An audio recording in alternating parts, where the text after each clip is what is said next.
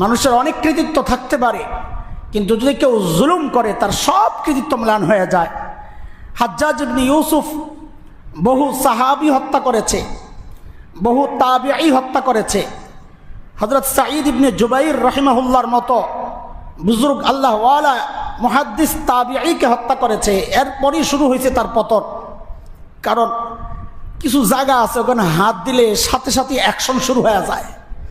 কিছু জায়গা আছে এবং আল্লাহওয়ালারাও এমন জায়গা, আল্লাহওয়ালাদের গায়ে হাত দিয়া দুনিয়ার কেউ কোনোদিন বাঁচতে পারে না। সেটা ফেরাউন হোক, নমরুদ হোক, আর কারুন হোক, আর এই হাজ্জাজ বিন ইউসুফ হোক।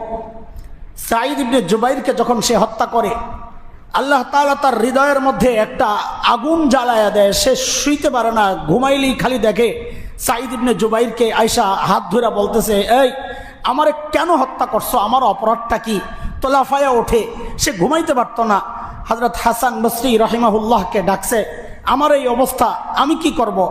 হযরত হাসান বসরি জবাব দিছেন, মা নাহাইতুকা আন তাতাআররাজা, তোমাকে আমি কি বলি নাই যে আল্লাহওয়ালাদের পেছনে পড়ো না? তুমি ওই কাজটা শুনো নাই, আমার কথা শুনো নাই।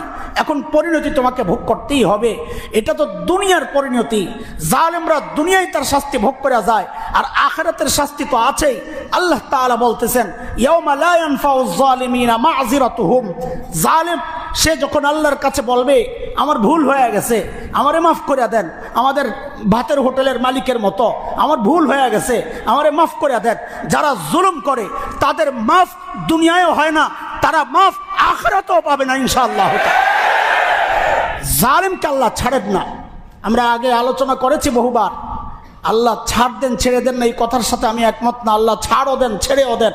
আল্লাহ নিজেই বলেছেন, ওয়া আফওয়ান কাসীর, আমি অনেক মাফ করে দিই। কিন্তু আল্লাহ বলতেছেন, আমি জালিমকে মাফ করব না, আমি জালিম মাফ করব না। হ্যাঁ, তাকে জুলুম করে করে এমন একটা পর্যায়ে আল্লাহ উঠতে দেন যেন ধরাটাও এরকম বড় হয়। কেন?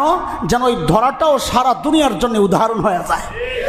আপনি দেখেন, সারা দুনিয়ার জালিমদেরকে আল্লাহ তাআলা যে শাস্তি দিয়েছেন, কিয়ামত পর্যন্ত মানুষের জন্য সেই শাস্তি উদাহরণ হয়ে গেছে।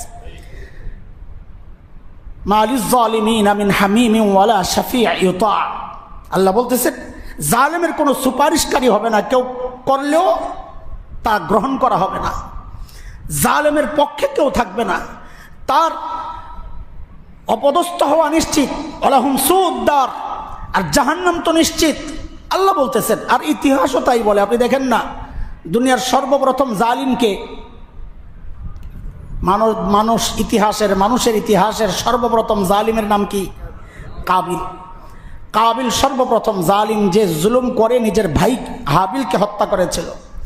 আল্লাহ তাআলা ওই জুলুমের শাস্তি তাকে দুনিয়াতেই দিয়েছেন। তার হৃদয়ে আগুন জ্বলা শুরু হয়েছে।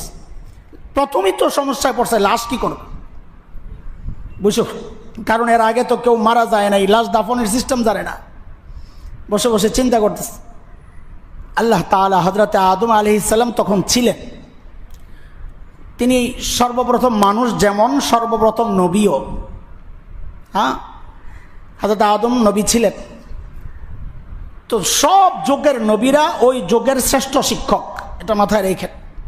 সব যুগের নবীরা ওই যুগের শ্রেষ্ঠ শিক্ষক।